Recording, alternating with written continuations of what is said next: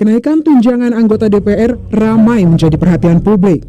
Wakil Ketua DPR Adis Kadir menegaskan, gaji anggota DPR periode 2024 hingga 2029 tidak naik.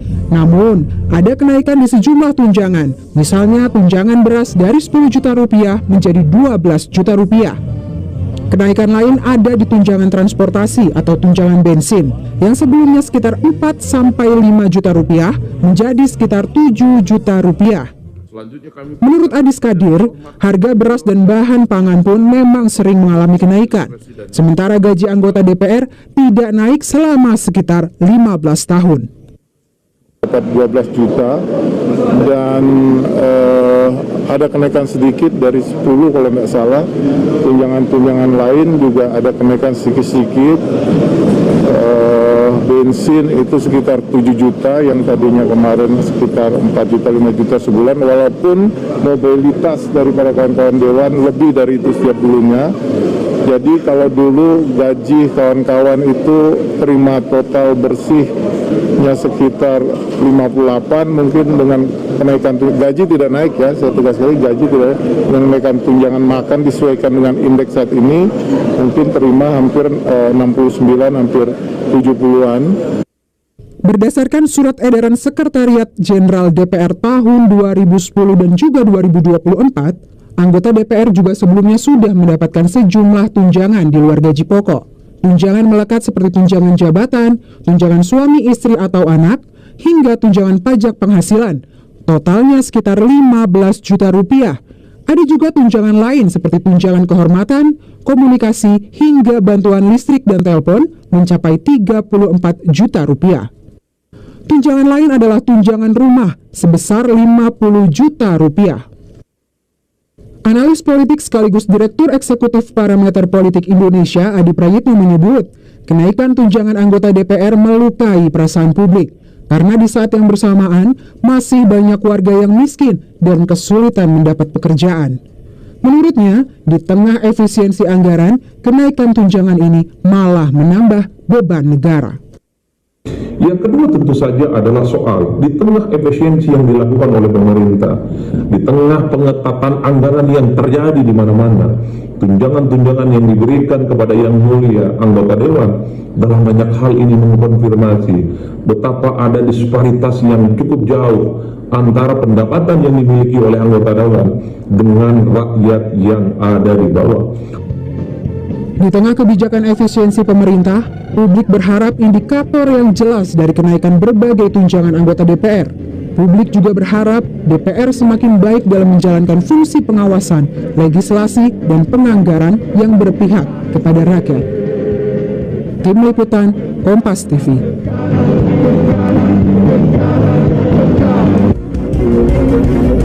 Wakil Ketua DPR RI Adis Kadir meralat pernyataannya terkait tunjangan beras untuk anggota dewan. Nah, ia mengaku sempat salah sebut jumlahnya yang mencapai 12 juta rupiah per bulan.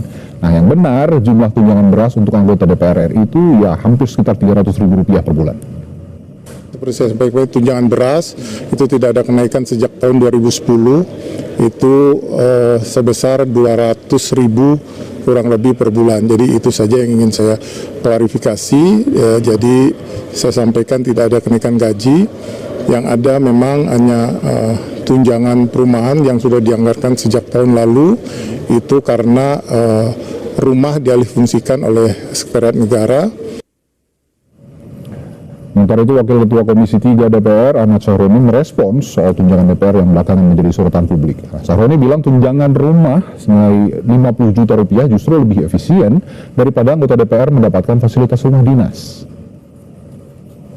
Menurut Sahroni, laporan dan penghitungan dari Setjen DPR, biaya pemeliharaan rumah dinas per tahun jika bisa di total ini mencapai ratusan miliar rupiah. Jauh lebih mahal daripada memberikan tunjangan cash atau tunai sebesar 50 juta rupiah.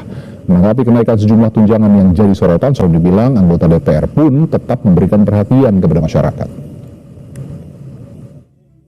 Karena biaya perawatan itu tak terhingga.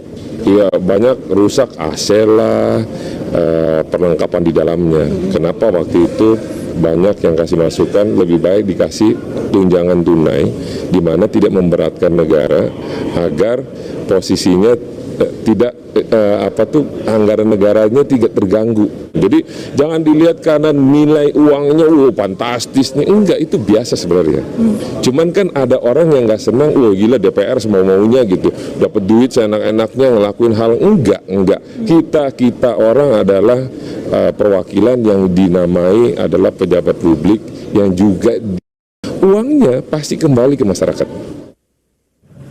Kita bahas masalah kenaikan tunjangan anggota DPR hari ini bersama Sekjen DPR Indra Iskandar dan Direktur Kebijakan Publik Selyos Media Wahyudi Askar. Selamat malam Bapak-Bapak. Selamat malam. Terima kasih sudah hadir di studio. Tentu saya ke Pak Sekjen dulu nih. Pak Sekjen, yang jadi dasar sebenarnya ini jadi pertanyaan publik sekarang gitu ya, yang jadi dasar untuk menaikkan tunjangan anggota dewan gitu ya, alih-alih menghemat, karena kan misinya pemerintahan Prabowo kan efisiensi. Tapi ya ini jadi pertanyaan publik, efisiensi dinaikkan tunjangan nih para anggota DPR, apa sih alasan yang paling mendasarnya gitu loh? Ya, mungkin yang pertama saya sampaikan bahwa ini kajian ini bukan diputuskan di pemerintahan Pak Prabowo ya. Ini diputuskan dulu keluar peraturan ini dari Menteri Keuangan itu tanggal 19 Agustus 2024. Jadi kajian ini sebenarnya dari 2 tahun lalu ya, melihat berbagai kondisi rumah di Kalibata khususnya itu yang khususnya yang bocor gitu ya, kemudian hampir setiap hujan itu pasti air naik walaupun setinggi lutut lah. Oh, ini buat kita bicara tunjangan tempat tinggal ya berarti ya? Ya, tunjangan tempat tinggal gitu ya tadi ya. Tunjangan tempat tinggal dulu ya. Karena tadi menyebut istilah ada kenaikan tunjangan cuma itu, karena yang lain nggak ada yang signifikan, nggak ada yang naik dan nggak ada yang kenaikan, hanya semua basisnya tetap pada PP nomor 75 tahun 2000. Semua basis penghasilan dewan tetap berdasarkan itu ya. Jadi kecuali ada dana-dana kegiatan yang itu memang didasari pada peraturan Menteri Keuangan. Tapi selebihnya itu semua masih 26 tahun lalu ditentukan besaran-besarannya.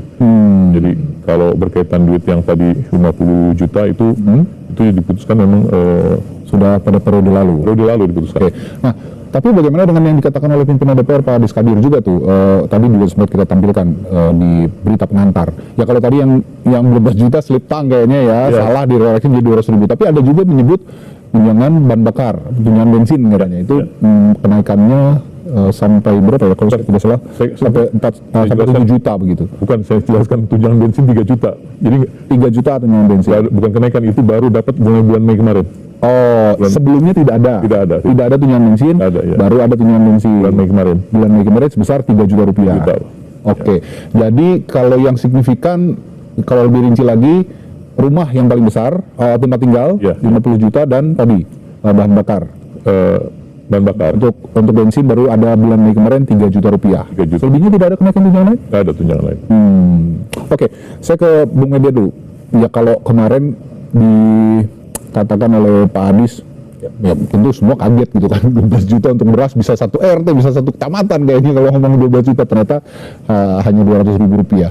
Dan tadi juga sudah diklarifikasi untuk tunjangan bahan bakar hanya 3 juta, namun yang besar ini 50 juta nih, yang jadi sorotan tetap nih tempat tinggal. Gimana Mas Media lihat nih? Ya soal tunjang-menunjang nih. Ada 2 mazhab. Politisi itu digajinya seperti apa? Mazhab pertama itu mazhab konstitusional. Kayak di US, kenaikan itu hanya bisa terjadi setelah term anggota legislatif kalau di kita ya. Kalau di Australia itu ada komisi independen. Di Indonesia ini aneh. Gaji ditentukan oleh undang-undang, tapi tunjangan-tunjangan ini ditentukan oleh menteri. Nah, disinilah potensi abuse-nya. Ada potensi penyuapan secara legal yang mungkin saja terjadi antara eksekutif terhadap legislatif. Ya tadi akhirnya tunjangan terus diberikan setiap tahun. Jadi tunjangan-tunjangan ini nanti mohon dikoreksi ya Pak ya. Ada puluhan tunjangan-tunjangan, anak, istri, beras, bensin ya, tunjangan komunikasi. Dan menurut saya ini irasional. Dalam kondisi ekonomi kita hari ini, masyarakat dipaksa bayar pajak lebih banyak, belum dibone dan yang lain-lain. Jadi ini melukai perasaan publik. Dan atas dasar ini saya kira pemerintah termasuk juga DPR harus melihat ini sebagai kritik yang konstruktif. Gitu. Ya, nah kalau begitu tadi kan Mas Medi juga mengatakan ini melukai perasaan publik. Iya, saya paham betul karena kita tahulah Pak Indra ya. Di daerah-daerah banyak sekali protes kenaikan pajak, di Pati, di Jombang, lalu di Cirebon. Ini banyak sekali, di Bone juga terjadi kemarin itu. Nah, apa yang bisa dilakukan oleh Sekjen dengan komunikasinya juga dengan pemerintah? Apakah akan mereview lagi tunjangan-tunjangan ini, mengingat kalau kata Pak Indra ini kan ditetapkan di periode lalu, ya sudah, kalau sekarang sudah terlanjur ditetapkan, ya apa ada review untuk ya mengefisienkan diri lah anggaran-anggaran yang dikeluarkan oleh DPR, apa ada langkah yang bisa atau ada anggaran-anggaran yang bisa dipangkas gitu. Tetapi tanyakan itu setelah jeda ya Pak, saya mau iklan dulu nih. Gitu ya, rumah ini sudah dikembalikan kepada negara gitu ya. Kemudian juga ada kewajiban negara untuk memenuhi hal-hal semacam itu gitu ya. Dan sebenarnya lembaga-lembaga tinggi lain juga semua tunjangan itu ada, cuma kalau di DPR kan ribut ya. Lembaga-lembaga lain damai-damai aja sebenarnya. Jadi sebenarnya, dan jumlahnya juga lebih besar sebenarnya. Jadi sebenarnya ini sudah sangat moderat. Kalau jadi pertanyaan-pertanyaan yang teknis semacam itu, memang ini kan kita secara jujur juga harus katakan bahwa kondisi objektif dalam pengelolaan keuangan itu antara rumah dengan diberikan dalam bentuk uang, memang akuntabilitasnya lebih aman dalam bentuk uang, karena pemeliharaan rumah itu besar dan itu berpotensi memang ada fraud dan lain sebagainya gitu. Jadi fraudnya untuk maintenance itu tadi? Ya, kalau rumah itu kan bisa berbagai tafsir kan, ininya jumlah pemeliharaannya yang diperbaiki seberapa besar segala macam gitu ya. Tentang kendalinya terlalu besar. Tapi kalau dalam bentuk uang, saya sudah bekerja sama juga dengan beberapa bank himbara, anggota DPR yang mau menyewa dalam 2-3 tahun ke depan itu, mereka dapat uang dan mereka mencicil ke bank dan lewat kami, mereka nggak terima uang lagi. Ada juga yang mereka mencicil rumah di pinggiran Jakarta gitu, itu lewat kami, bank himbaranya langsung memotong langsung dari kami. Jadi itu juga menurut saya satu alternatif untuk ke depan. Atau begini Pak Indra, mungkin nggak kalau misalnya tunjangan-tunjangan diberikan itu sifatnya lamsam, jadi nggak diberikan berapapun habisnya segitu diberikannya gitu. Jadi sifatnya reimbursement gitu, nggak lamsam. Ya, mekanisme itu sebenarnya bukan DPR mutusin aja. Dalam akuntansi negara itu memang semua ada standar-standarnya gitu. Termasuk salah satunya adalah dalam cara pemberian uang semacam itu. Sebenarnya buat DPR kalau dibuat lamsam jauh lebih enak juga gitu ya. Mereka ini. Tapi risiko kalau lamsam juga harus sesuai dengan ini juga, standar harga yang fair gitu kan. Karena ini kan juga kami juga dulu menggunakan survei, menggunakan konsultan yang untuk besaran-besaran itu, dan yang memutuskan Kementerian Keuangan, bukan DPR yang memutuskan. Bung Media gimana kalau kata Pak Indra ini sebenarnya udah menahun ya. Tadi komponen yang selain rumah dan tunjangan yang baru bensin ya, itu sudah menahun 26 tahun. Jadi ya wajar saja ada seperti ini. Salah satunya tadi rumah, alasannya karena maintenance-nya ini jauh lebih mahal. Ini sebenarnya sempat heboh di awal periode, tapi sekarang senyap lagi, muncul lagi sekarang. Gimana nih Bung Media? Ya, ini kesempatan yang baik untuk memperbaiki regulasi kita soal ketidakadilan upah ya contohnya. Karena Kementerian Keuangan harusnya lihat data sekarang itu kelas menengah itu menghabiskan 800 ribuan per bulan, sekitar itu untuk sewa rumah. Dan ini 50 juta. Berapa kali lipat itu, dan ini mencederai keadilan saya kira dalam kondisi ekonomi hari ini. Itu yang pertama. Yang kedua, kalau boleh usul solusi ke depan yang konstruktif ya. Yang pertama, nggak usah lagi ada tunjang menunjang ini. Satu gaji saja. Semua tunjangan, gaji pokok itu masuk dalam satu pot dan kemudian dikenakan pajak. Dan satu lagi mungkin kenyataan menyakitkan yang juga ingin saya sampaikan ya. Gaji pejabat negara, khususnya anggota dewan Pak, itu pajaknya ditanggung oleh negara. Betul. Ya, itu yang ini tidak fair. Karyawan swasta itu bayar pajak penghasilan, dan ini tidak fair, dan ini bukan dosa Sekjen sekarang, ini dosa lintas generasi. Dan Kementerian Keuangan harusnya tahu itu, dan ini harus kita perbaiki. Ini sangat-sangat tidak adil. Sekarang siapa pekerja yang tidak dipajakin luar biasa hari ini, dan itu sifatnya regresif. Dan kalau mau memperbaiki penerimaan negara, memperbaiki efisiensi anggaran, mulai dulu dari kepalanya. Kalau kepalanya busuk, di bawahnya juga akan bermasalah. Gitu. Jadi saya kira ini kesempatan yang baik Pak. Saya menitipkan pesan saja sebagai masyarakat biasa. Bapak bergaul dengan anggota dewan, sampaikan ini, dan kita nggak pernah tahu. Siapa tahu anggota dewan sekarang berubah pikiran. Saya nggak mau terima jangan itu, karena hitung-hitungannya Pak, yang 50 juta ini kalau 5 tahun total 1,8 triliun. Ya, dengan sekian banyak anggota dewan ya. 50 juta ya. Dan kalau DPR mau berkontribusi pada negara, bisa bayarin nombokin kereta Wus yang rugi 1,6 T satu semester tahun ini. Dan itu udah berkontribusi sangat baik untuk negara. Dan kita juga tahu Pak, penghasilan anggota dewan itu kan tidak hanya dari gaji pokok, dan mereka juga sudah tahu ada salah satunya pebisnis ya kan. Betul. Itu juga mereka masih banyak penghasilan lain gitu. Nah, ada ketimpangan upah yang luar biasa di besaran 50 juta ini, angkanya dari mana digunakan oleh Kementerian Keuangan? Itu harus dijawab oleh Kementerian Keuangan. Kita juga akan coba hadirkan nanti dalam waktu ya Kementerian Keuangan untuk juga bisa mempertanggungjawabkan apa dasarnya untuk memberikan tunjangan anggota dewan di tengah misi efisiensi pemerintahan Presiden Prabowo. Tapi gini, yang jadi juga saya melihat ada sedikit melukai hati publik ketika Wakil Ketua DPR Adi Skandi juga mengatakan bahwa ya mungkin Menteri Keuangan kasihan sama anggota DPR katanya gitu. Ini kalau ngomong-ngomong kasihan, lebih kasihannya kena PHK gitu loh. Nah ini saya mau tanya ke Pak Sekjen juga, ini pernyataan formal atau pernyataan informal yang memang tidak didiskusikan terlebih dahulu oleh pimpinan DPR dengan Sekjen? Ya tentu di DPR itu kan semua pada dasarnya adalah mempunyai hak politik yang sama untuk bicara ya. Jadi saya kira yang disampaikan Pak Adi tentu dalam konteks dengan teman-teman media itu sebagai kekerabatan lah, menjelaskan itu bukan dalam konteks formal, tapi lebih ketika beliau keluar setelah memimpin paripurna dengan teman-teman media itu kan beliau menyampaikan secara santai, kan itu bukan dalam forum formal. Saya kira kalau dari sisi formalnya mungkin tidak dalam konteks itu sebenarnya. Tapi melalui forum ini saya juga ingin bertanya gitu Pak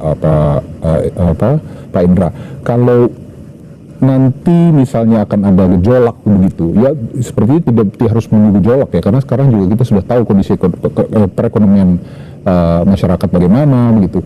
Saya kembali tanyakan, apakah ada upaya untuk mendorong para anggota, seperti yang dikatakan di media tadi juga kan, Pak Indra bergaul dengan anggota dewan, berdiskusi dengan pimpinan DPR, ya coba ngobrol sama pemerintah, sama Menteri Keuangan. Kalau kata Bung Media tadi, ini justru kesalahannya Kementerian Keuangan. Ada upaya untuk itu, untuk berdiskusi juga, untuk mendorong untuk diskusi dengan Kementerian Keuangan? Kalau dari sisi kami di Sekretariat Jenderal, secara reguler setiap bulan kami mengevaluasi juga dan dengan Badan Urusan Rumah Tangga gitu ya. Jadi hal-hal yang harus dilakukan, bagaimana Dewan bisa melakukan tugas fungsi, pengawasan, kemudian legislasinya, dan juga fungsi anggaran itu dilaksanakan dengan baik. Jadi sebenarnya kalau melakukan evaluasi kan, evaluasi bukan berarti kemudian kita ingin terlihat anggota dewan itu jadi kayak pahlawan kemudian nggak terima gaji, nggak gitu, nggak juga kan. Karena dalam konstitusi dimanapun negara semua ditempatkan pada porsi yang semestinya gitu ya. Jadi kita juga harus berbicara dalam konteks menempatkan porsi yang semestinya gitu ya. Kalau misalnya bahwa anggota dewan sudah meninggalkan rumah, ya memang harus mengganti ya gitu.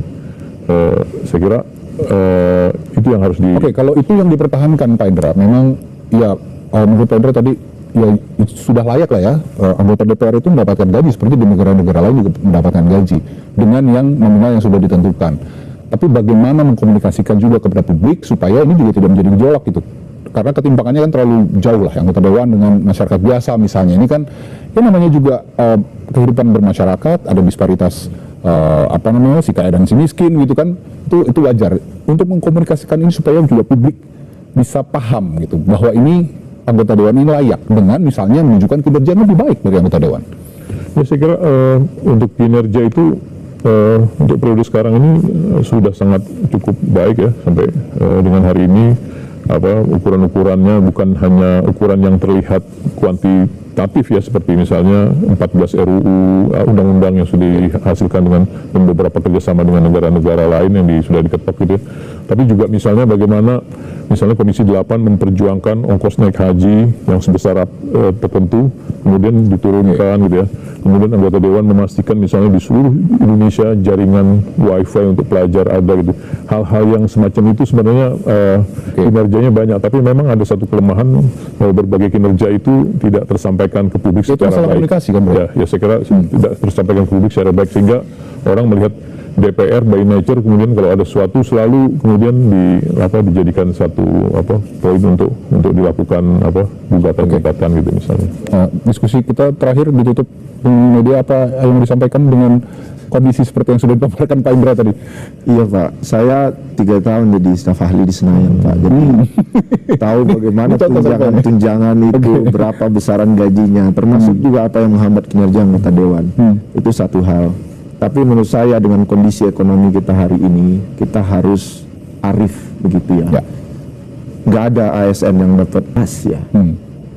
Tunjangan bensin, apalagi beras sekarang harganya mahal gila-gilaan. Beras harganya mahal, ini sangat melukai publik begitu. Jadi saya sepakat ada persoalan sistemik dari regulasi kita, itu harus diubah. Gaji itu cukup satu aja, nggak usah ada tunjangan-tunjangan lagi terus kemudian nambah setiap tahun lewat Menteri Keuangan. Ada potensi abuse di situ, gitu ya, konflik kepentingan.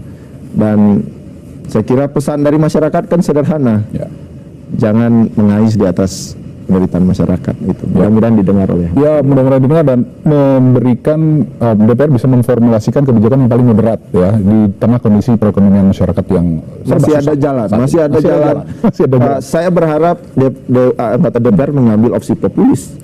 Tidak menaikkan gaji di tengah kondisi hari ini. It's gonna be something else, Pak. Terima kasih Bu Media, Pak Indra.